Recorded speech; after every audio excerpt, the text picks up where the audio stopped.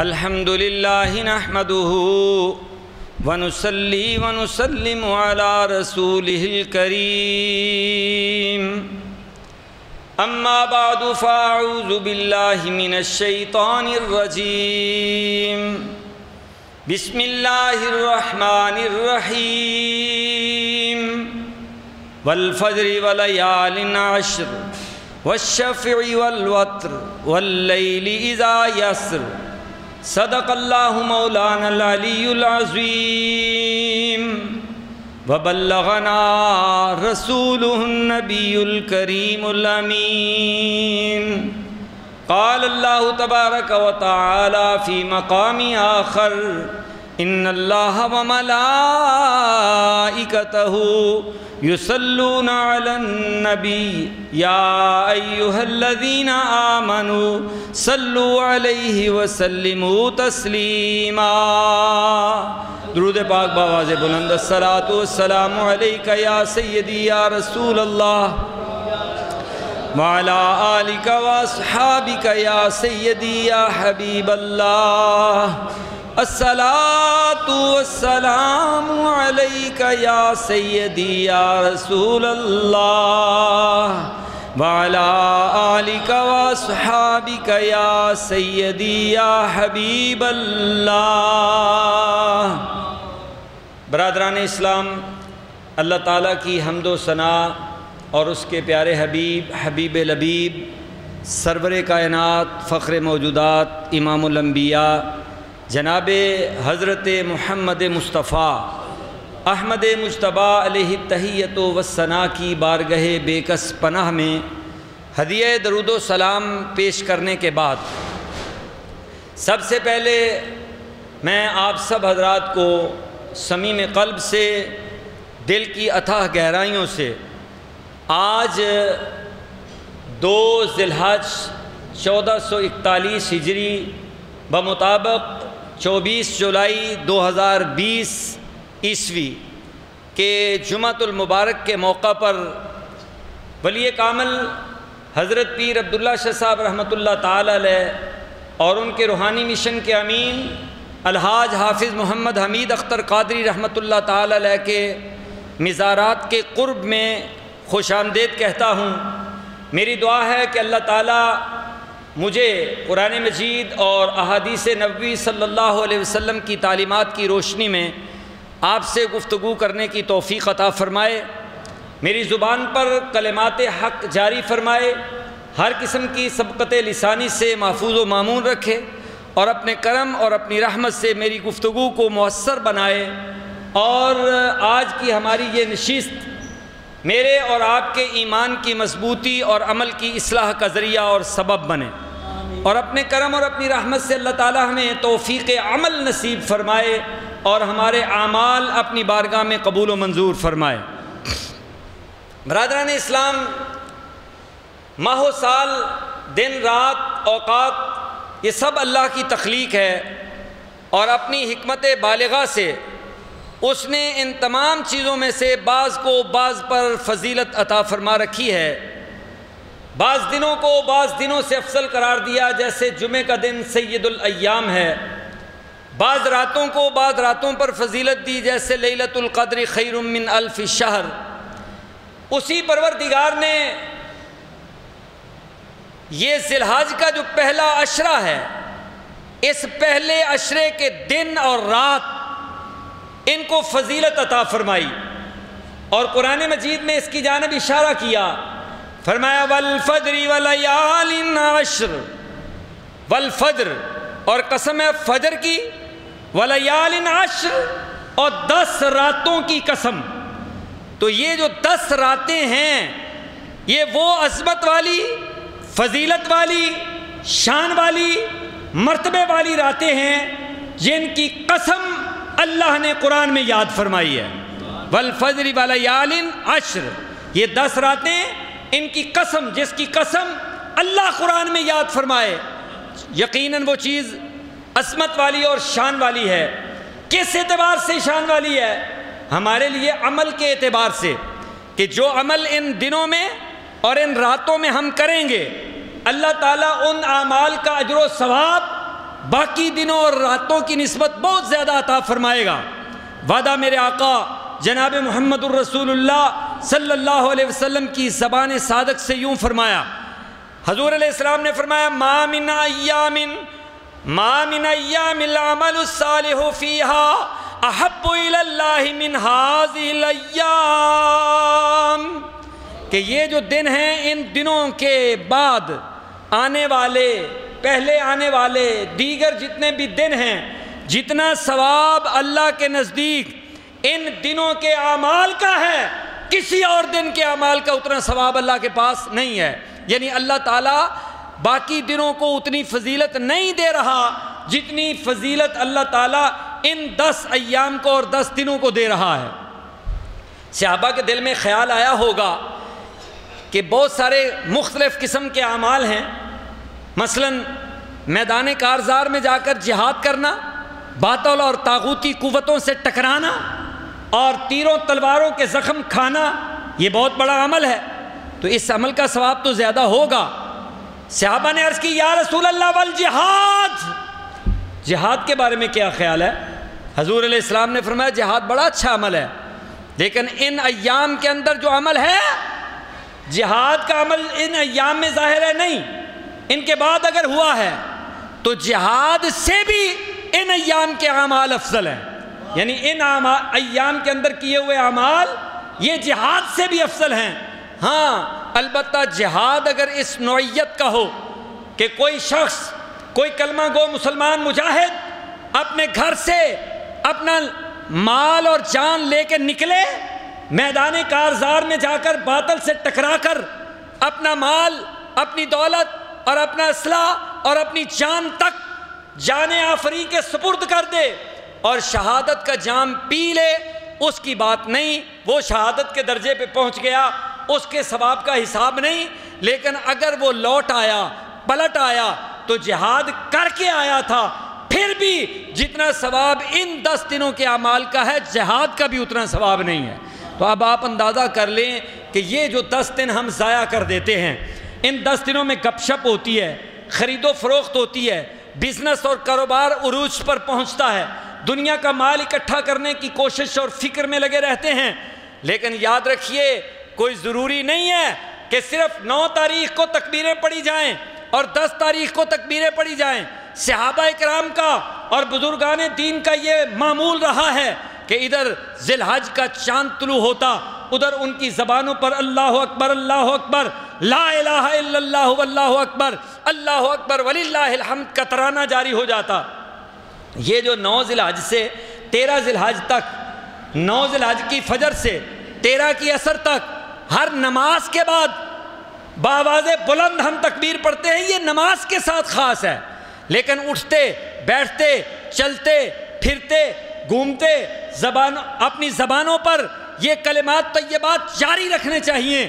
اور ان ایام کے اندر اللہ کی تسبیح کیا ہے؟ سبحان اللہ۔ تحلیل کیا ہے؟ لا الہ الا اللہ۔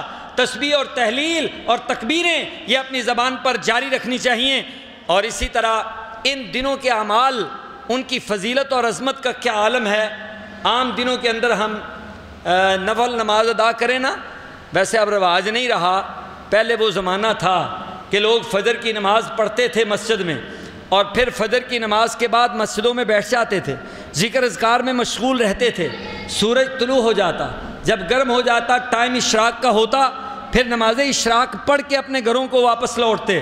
لیکن اب دور اور زمانہ ایسا ہے کہ نفل نماز تو نفل رہ گئی، فرض پڑھنے کی بھی ہوش نہیں رہی، اور بہت سارے لوگوں کو فرض نماز پڑھنا بھی نصیب نہیں۔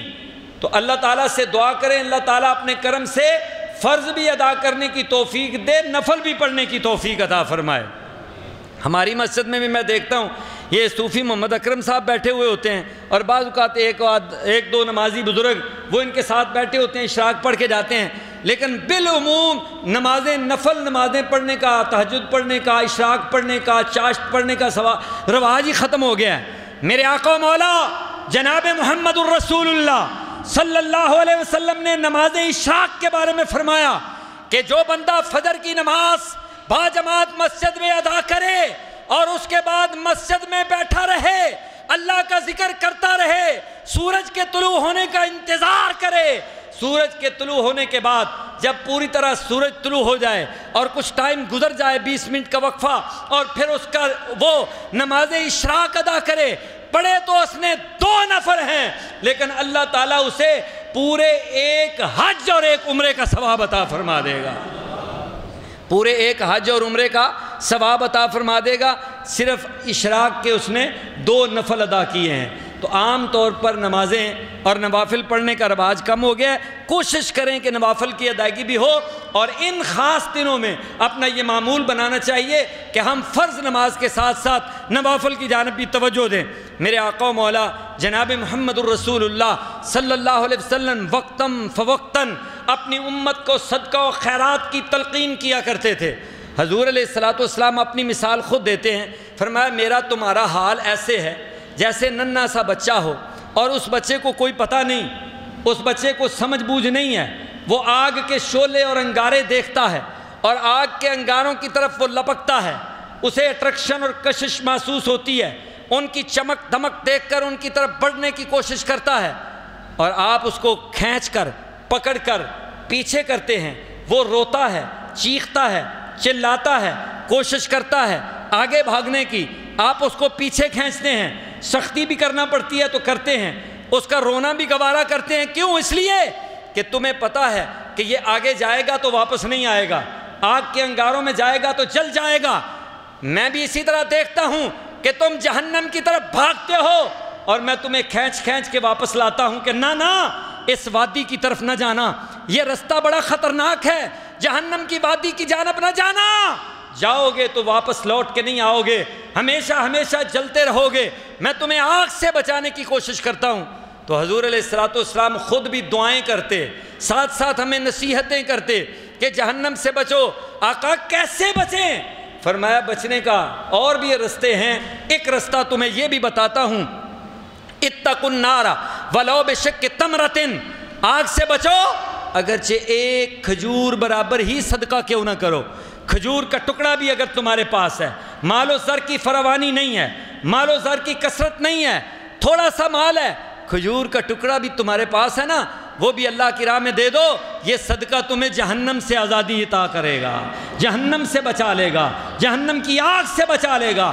آقا دو جہاں نے فرمایا کہ قبر میں حدت ہوگی، شدت ہوگی، گرمی ہوگی، دوزخ کی گرمی قبر میں بھی آئے گی۔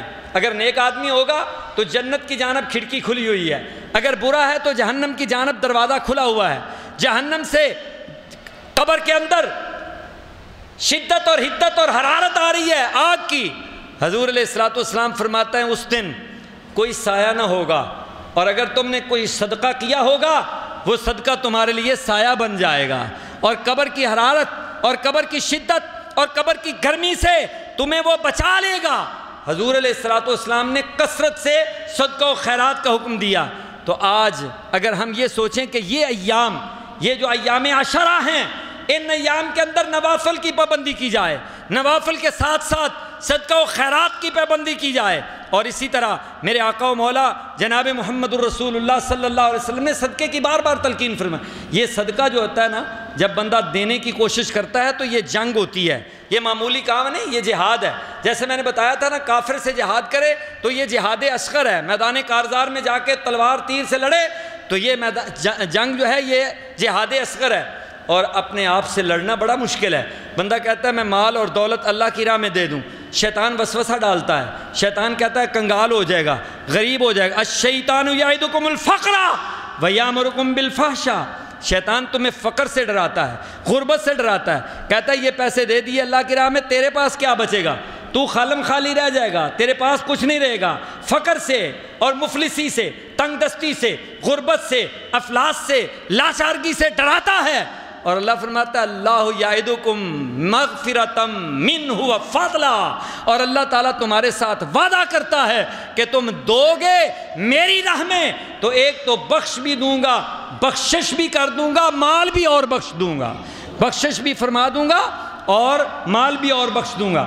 تو صدقہ و خیرات کے دن ہیں، اور ان دنوں میں زیادہ سے زیادہ صدقہ و خیرات کرنا چاہیے۔ اور صدقہ و خیرات کے بارے میں بھی ہمارا کنسیپٹ بڑا عجیب ہے۔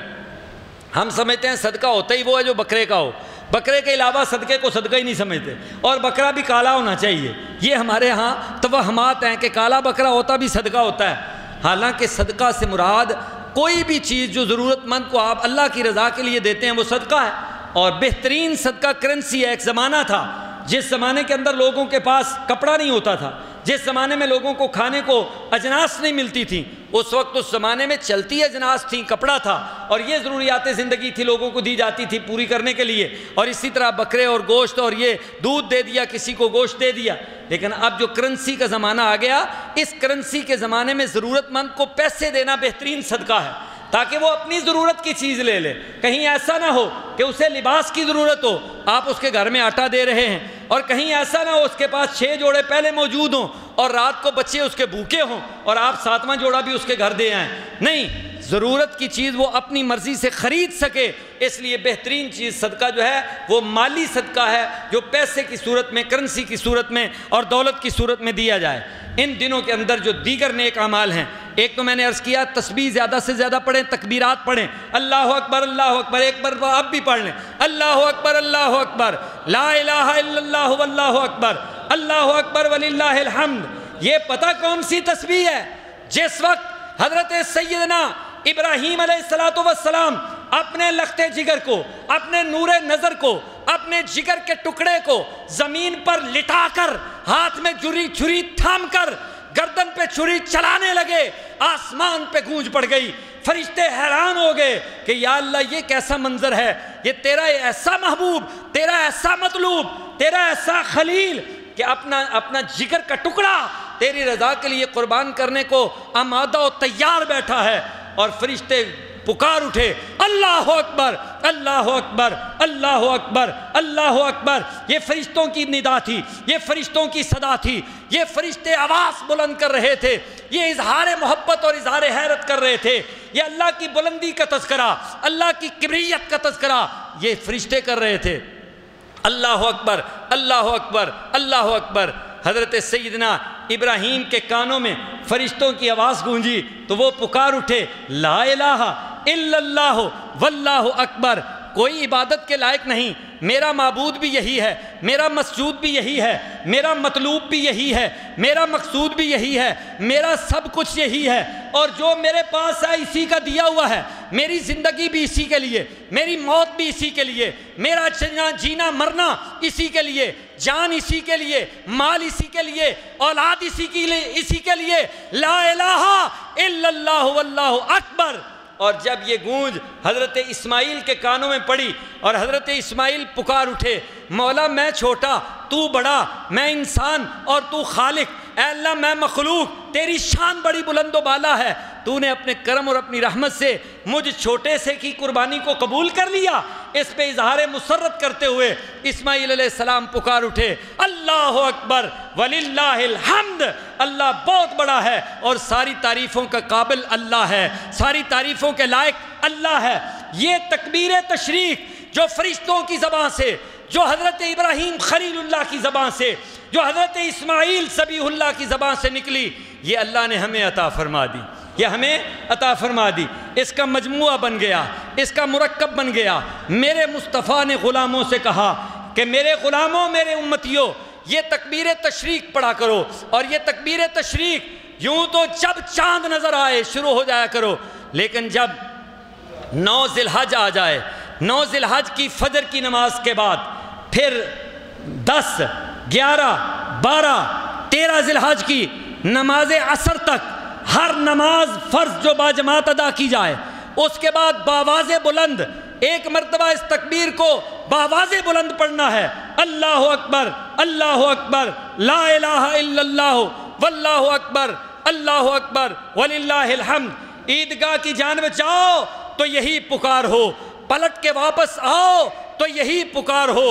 تو یہ تکبیرات تشریق پڑھنے کی بھی دن ہیں۔ ان دنوں کے اندر صدقہ و خیرات بھی کرو، ان دنوں کے اندر تکبیرات تشریق بھی پڑھو، ان دنوں کے اندر اللہ رب العزت کی عظمت اور کبریائی کا بیان بھی کرو، اور ان دنوں کے اندر نوافل کی ادائیگی کا اہتمام بھی کرو۔ اور ان دنوں کے اندر ایک اور بڑا عمل جو میرے آقا جناب محمد الرسول اللہ صلی اللہ علیہ وسلم کو محبوب تھا، وہ عمل کیا تھا؟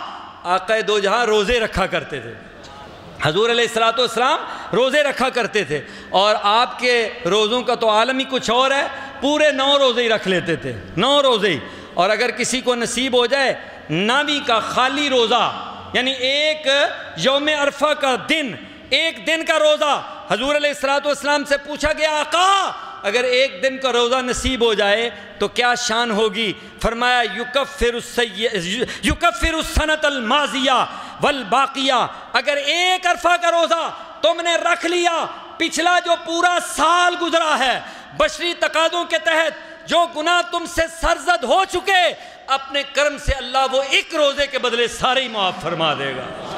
پورے سال میں گناہوں کی گنتی بھی کیا کرو، کبھی کبھی ایک ڈائری رکھ لو، روز لکھا کرو، دیکھو ہم نے کتنے گناہ کیے اور کتنی نیکیاں کی۔ حساب کتاب بڑا مشکل ہے، لیکن اللہ تعالیٰ نے فرمایا یہ حساب کتاب کا چکر ہی نہیں، ایک روزہ تم نے یوم عرفہ کا رکھ لیا خالص اللہ کی رضا کے حصول کے لیے، یوم عرفہ کا ایک روزہ رکھ لو، ایک سال پچھلے گناہ معاف اور پچھلے گناہوں کا کفارہ۔ اور آگے کون سا ہم نے احتیاط کرنی ہے؟ کوشش کرنی چاہیے آگے بھی احتیاط کریں، کوشش کرنی چاہیے، لیکن بشری تقاضے ساتھ ہیں، بہک جاتا ہے، بھول جاتا ہے، شیطان پھر بہکا لیتا ہے، پھسلا لیتا ہے۔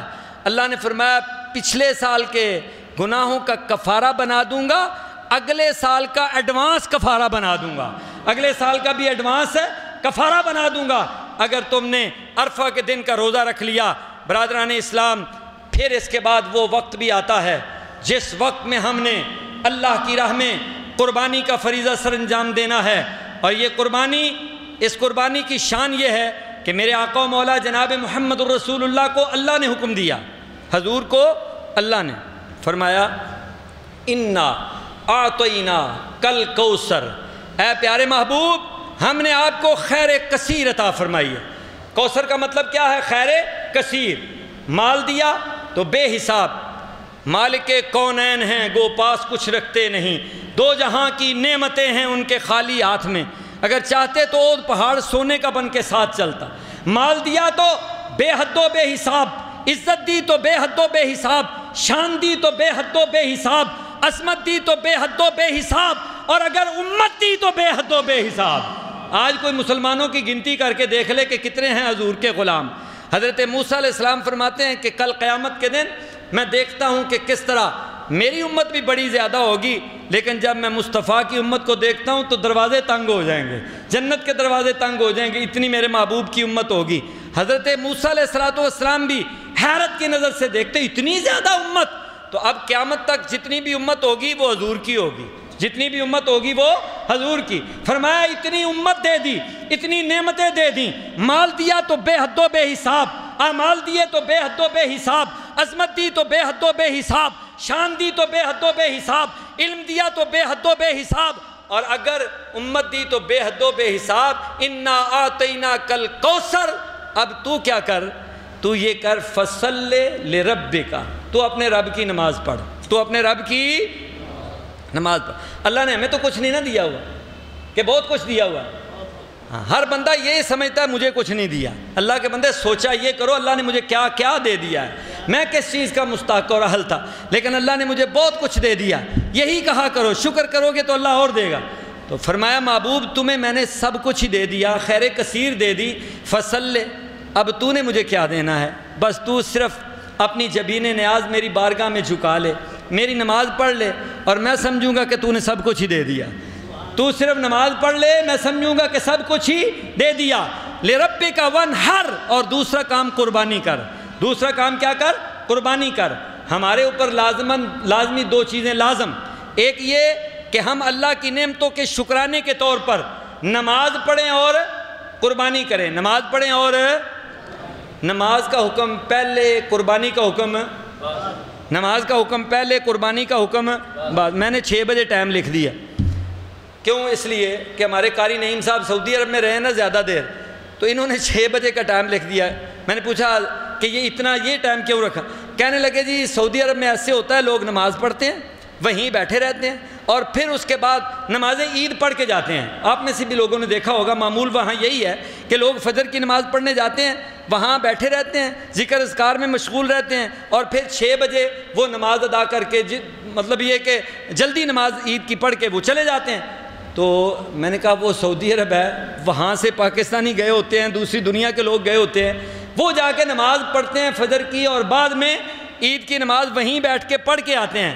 ہمارے ہاں الحمدللہ اللہ معاف کرے، معاذ اللہ تعالیٰ کا فضل ہو جائے، احسان ہو جائے، اور اللہ تعالیٰ ہمیں توفیق دے تو ہم اپنی روٹین کو بدل لیں، لیکن ہوتا کیا ہے الا ماشاءاللہ، ہوتا یہ ہے کہ عید کے دن فجر پڑھتے ہی نہیں، عید ہی پڑھتے ہیں۔ عید کے دن فجر پڑھتے ہی نہیں بلکہ عید ہی پڑھتے ہیں۔ تو یہ بھائی عید کی نماز واجب ہے، فجر کی نماز فرض ہے۔ عید افضل ہے کہ فجر؟ بولو فجر۔ تو فجر کی پڑھنی نہیں، عید کی پڑھنی ہے۔ وہ بھائی اللہ کے نیک بندو، عید سے، جنازے سے، ہر نماز سے یہ پنجگانہ نماز افضل ہے۔ فجر، ظہر، عصر، مغرب، عشاء اور جمعہ کی نماز، ان نمازوں کی ادائیگی، اس کا حساب ہوگا، پوچھا جائے گا، اور سب سے پہلے انہی کے بارے میں پوچھا جائے گا۔ پھر جب ان کے بارے میں کوئی تسلی ہوگی تو اگلے سوال ہوں گے، اس لیے ان نمازوں کی پابندی ضروری ہے۔ اللہ نے ترتیب رکھی، فَصَلِّ لِرَبِّكَ وَانْحَرْ، اپنے رب کے لیے نماز پڑھ اور قربانی کر، اپنے رب کے لیے نماز پڑھ اور قربانی کر۔ عید میں ترتیب یہ ہے، پہلے نماز پھر قربانی۔ ابتدائی دور تھا، حضور تشریف لائے، دیکھا کہ لوگوں نے قربانیاں کر دی ہیں۔ حضور علیہ السلام نے فرمایا نماز تو ابھی پڑھ کے آ رہے ہیں۔ صحابہ نے سمجھا ہوگا نفلی نماز ہے، نماز تو ابھی پڑھ کے آ رہے ہیں، تو یہ قربانیاں اور یہ گوشت اور یہ خون، یہ کیا؟ یا رسول اللہ، کچھ لوگوں نے قربانی کے ذوق میں، شوق میں پہل کرتے ہوئے نماز سے پہلے ہی قربانی کر لی ہے، نماز سے پہلے ہی قربانی کر لی ہے۔ فرمایا جنہوں نے نماز سے پہلے کر لیا دوبارہ کرو، جنہوں نے نماز سے پہلے کر لیا دوبارہ کرو۔ کیوں؟ اس لیے کہ شریعت میں اہمیت کے اعتبار سے ایک ترتیب ہے، اور اس ترتیب میں فصل پہلے ہے، ونہر بعد میں ہے۔ پہلے نماز پڑھنی ہے پھر قربانی کرنی ہے، پہلے نماز پڑھنی ہے پھر قربانی کرنی ہے۔ ہمارے ہاں نماز کا ٹائم ہے نا، اگر 6:30 ہے نا تو 31 نہیں ہوتے، 30 پہ جماعت ہو جاتی ہے۔ کیوں؟ اس لیے ہمیں احساس ہوتا ہے کہ آپ نے بعد میں جا کے قربانیاں کرنی ہیں، اور ہم نے بھی اجتماعی قربانی کروانی ہوتی ہے، لہٰذا جو ٹائم عید کا فکس ہوتا ہے وہی فکس ٹائم، اس پہ انشاءاللہ جماعت کھڑی ہو جائے گی۔ تو ہمارے ہاں عید کی نماز کا ٹائم کیا ہے؟ 6:30 بجے، 6:30 بجے انشاءاللہ عید کی جماعت کھڑی ہو جائے گی۔ اہتمام کے ساتھ تشریف لائیں، عید کی نماز ادا کریں، اور اجتماعی قربانی الحمدللہ ہر سال آپ کے مدرسے میں ہوتی ہے۔ 12,000 روپیہ حصہ رکھا ہوا ہے، اس کو بھی لوگوں نے بزنس اور کاروبار بنایا ہے۔ کئی لوگ 15,000 لے رہے ہیں، کئی لوگ 18,000 لے رہے ہیں، کئی 13,000 لے رہے ہیں۔ الحمدللہ سب سے بہتر سہولت ہمارے مدرسے کی طرف سے آپ کو میسر آتی ہے۔ 12,000 روپیہ فی حصہ کے اعتبار سے یہاں اجتماعی قربانی کا اہتمام ہوتا ہے۔ یہ عبادت ہے، خالص عبادت ہے، اور اس کو عبادت سمجھ کر ہی ادا کرنا چاہیے۔ تو برادران اسلام، فَصَلِّ لِرَبِّكَ وَانْحَرْ، پہلے نماز پڑھ پھر قربانی کر۔ اور پھر قربانی جو ہے نا، قربانی کا مقصد کیا ہے؟ قربانی کا مقصد آج کل یہ ایک نئی بھی سائنسی سوچا یہ بھی چھوڑا گیا ہے کہ دیکھو جی، قربانی کی بجائے اگر غریبوں، یتیموں، مسکینوں کو کچھ مال دے دیا جائے تو وہ زیادہ بہتر ہے۔ اللہ کو نہیں پتا تھا معاذ اللہ، اور اللہ کے رسول کو نہیں پتا تھا کہ یہ مال دے دینا بہتر ہے؟ نہیں، اللہ رسول نے جو حکم دیا اس پر عمل کرنا ضروری ہے۔ اگر میرے آقا جناب محمد الرسول اللہ مدینے میں ہر سال اپنے ہاتھوں سے قربانی کریں، اگر 63 اونٹ حضور قربان کریں اور 37 حضرت علی المرتضیٰ قربان کریں، تو یہ قربانیاں اللہ کی راہ میں قرب کے لیے ہوتی ہیں۔ قربانی کا مطلب ہے اللہ تعالیٰ کا قرب حاصل کرنے کے لیے۔ اس قربا قربانا فتقبل من احدہما ولم یتقبل من الآخر۔ اور یہ سائنس کی جو کرامات ہیں آج کل، یہ سائنس کی کرامات بھی بڑی عجیب ہیں۔ ایک دور تھا، ہم نے خود اپنے بچپن میں وہ دور دیکھا ہے کہ لوگ قربانی کرتے تھے، گوشت بناتے تھے، اس کو باقاعدہ 3 حصوں میں تقسیم کرتے تھے، پھر مولوی صاحب کو بلاتے تھے، مولوی صاحب کو دکھاتے تھے، دعا مانگتے تھے، پھر ایک حصہ غریبوں، مسکینوں، یتیموں کو چلا جاتا، ایک حصہ رشتہ داروں، عزیز و اقارب کو چلا جاتا، اور ایک حصہ اہل خانہ اپنے گھر میں استعمال کرتے۔ کیوں بھئی آپ نے بھی دیکھا ہوگا بچپن میں ایسے ہوتا تھا نا، لوگ 3 حصے کرتے تھے، مولوی صاحب کو بلاتے تھے۔ بلانا اس لیے نہیں ہوتا تھا کہ کہ یہ ختم کے بغیر قربانی قبول نہیں ہوگی۔ بلانا اس لیے ہوتا تھا مولوی جی چیک کر لو ہم نے ٹھیک کیا ہے نا، ہم نے کوئی گڑبڑ تو نہیں کی۔ یہ آبزرویشن کا ایک سسٹم اور ایک نظام تھا ہمارے معاشرے کے اندر کہ ہم نے 3 حصے کر دیے ہیں، ایک غریبوں مسکینوں یتیموں کا حصہ، ایک جو ہے وہ اپنے عزیز و اقارب کا حصہ، اور ایک اپنے اہل خانہ کا حصہ۔ پھر آ گئی سائنس نے ایجاد کر دیا فریزر، اور جب فریزر ایجاد ہو گیا تو پھر اس کے بعد مولوی کی چھٹی۔ یہ جو مولوی کی چھٹی کراتے ہیں نا سائنسدان، اس میں حکمتیں ہوتی ہیں۔ وہ کہتے ہیں کہ پہلے مولوی آتا تھا دیکھ لیتا تھا 3 حصے کیے ہیں کہ نہیں کیے، اب اگر سائنس نے فریزر دے دیا ہے نہ حصے کرنے کی ضرورت، نہ مولوی دیکھے گا، نہ رولا پائے گا، نہ شور مچائے گا، جتنا ہے سارے کا سارا فریزر میں رکھا، اللہ حافظ، اس کے بعد چھٹی۔ اللہ اکبر۔ یاد رکھو اگر آپ کے پاس اتنا وافر گوشت موجود ہے کہ اس گوشت سے آپ نے اپنے علاقے کے غریبوں مسکینوں یتیموں ضرورت مندوں مستحقوں اور محتاجوں کا پیٹ بھر دیا ہے اور گوشت بچ گیا ہے، پھر تو تمہیں اختیار ہے کہ باقی کا سنبھال کے رکھ لو فریزر میں۔ اور یہ اللہ تعالیٰ سے توکل کے خلاف ہے۔ یہ جو تھے نا بنی اسرائیل، ان کو اللہ نے من سلوا دیا، من سلوے کا پتہ نا سنا ہوا ہے، من سلوا دیا، اور صبح بھی آتا تھا شام کو بھی آتا تھا۔ آخر کار جب اللہ کی نافرمانیاں شروع کر لی نا، نافرمانیاں، تو جب بندہ کسی کا ملازم ہونا تو جب تک وہ اس کی فرما برداری کرتا رہے مطمئن رہتا ہے کہ ٹھیک ہے جی میرا مالک مجھ پہ راضی ہے، جب نافرمانی شروع کر دیتا ہے اندر سے وہ ٹوٹنا شروع ہو جاتا ہے، وہ کہتا ہے میں اس کی مانتا کوئی نہیں، اس نے چھٹی کرا ہی دینی ہے، پریشان ہو جاتا ہے۔ جب بندہ اللہ سے راضی ہوتا ہے مطمئن ہوتا ہے نعمتیں مل رہی ہیں ملتی رہیں گی، جب اللہ کی نافرمانی شروع ہو جائے نا پھر ڈر لگتا ہے کہ کہیں چھین ہی نہ لے، یہ نعمتیں کہیں چھن نہ جائیں۔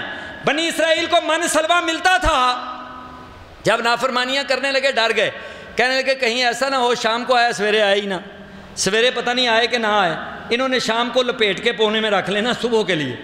جب انہوں نے ایسے کرنا شروع کیا اللہ کو غصہ آ گیا، اللہ نے پھر جراثیم پیدا کیے کہ ان کو اس طرح یہ جو رات کا رکھا ہوا دن کے وقت کھانے کے قابل نہ رہے، ختم ہو جائے، ضائع ہو جائے، بدبو پڑ جائے، خراب ہو جائے۔ تو یہ سلسلہ چلتا رہا۔ ہمارے ہاں یہ دور ہے کہ اللہ نے فریزر دے دیے، اب فریزر میں رکھنے والے جو غریبوں مسکینوں یتیموں کے منہ میں لقمہ نہیں جانے دیتے اور اپنے فریزر بھر لیتے ہیں۔ ہمیں ضرورت تھی الیکٹریشین کی، قاری صاحب سے کہا الیکٹریشین بولا ہے، کہنے لگے جی آج کل نہیں مل رہا۔ کیوں نہیں مل رہا جی؟ وہ سارے فریجیں لوگوں کی خراب ہیں، لوگ فریجیں ٹھیک کروا رہے ہیں، لوگ فریزر ٹھیک کروا رہے ہیں، فریجیں ٹھیک کروا رہے ہیں، کیونکہ عید آ رہی ہے، عید سے پہلے سب نے فریزر ٹھیک کروانے ہیں، کیونکہ بھر کے رکھنے ہیں، گوشت بھر کے رکھنا ہے۔ اللہ کے بندوں غریبوں مسکینوں یتیموں ضرورت مندوں کا حصہ دے کے جے بچ جائے پھر بے شک مہینہ کھاتے رہو، تمہیں کوئی منع نہیں کرتا، لیکن اگر تمہارے ساتھ والا بھوکا رہے اور تمہارے فریزر میں گوشت پڑا رہے تو پھر تو ساتھ والے نے یہی دعا کرنی ہے یا اللہ بجلی بند ہو جائے، اس کا بیڑا غرق ہو، دوسرے دن یہ خراب ہو جائے، یہ باہر گندگی میں پڑا رہے، اس کو کتے کھائیں کوئی بندہ نہ کھائے، وہ گوشت ہی خراب ہوگا۔ اس لیے جب یہ بجلی بند ہوتی ہے، یہ تکلیفیں آتی ہیں، ان تکلیفوں کے پیچھے بھی کسی کی بد دعا کا اثر ہوتا ہے، یہ بھی خیال رکھا کریں۔ تو اس دفعہ آپ نے عید کے موقع پر یہ تہیہ کر لیں کہ ہم نے قربانی کس کے لیے کرنی ہے؟ بولیے کس کے لیے کرنی ہے؟ حضور نے تو یہ فرما دیا جس نے عید سے پہلے کی اس نے اپنے لیے کی، جس نے عید کے بعد کی اس نے اللہ کے لیے کی، جس نے عید کے بعد کی اس نے نماز عید کے بعد جس نے کی اس نے اللہ کے لیے کی۔ تو اگر اللہ کے لیے کرنی ہے تو پھر اس میں غریبوں مسکینوں ضرورت مندوں محتاجوں کا حصہ رکھنا ہے انشاءاللہ العزیز۔ یہ ابھی سے نیت کر لیں، ابھی سے ارادہ کر لیں، اور علاقے کا کوئی غریب کوئی مستحق اور کوئی مجبور اور محروم المعیشت بندہ وہ گوشت سے محروم نہ رہ جائے۔ کوئی مسلمان ایسا نہیں رہنا چاہیے جس کے منہ میں عید کے دن بھی لقمہ نہ جائے اور بوٹی نہ جائے۔ اس لیے اللہ تعالیٰ سے دعا ہے کہ اللہ تعالیٰ ہمیں قربانی کے مقاصد کو پورا کرنے کی توفیق عطا فرمائے، اور اپنے کرم اور اپنی رحمت سے اللہ رب العزت نبی کریم کی سنت کو سنت سمجھ کر اور حضرت سیدنا ابراہیم علیہ السلام کی سنت کو سنت سمجھ کر ادا کرنے کی توفیق عطا فرمائے۔ وما علیہ الا البلاغ۔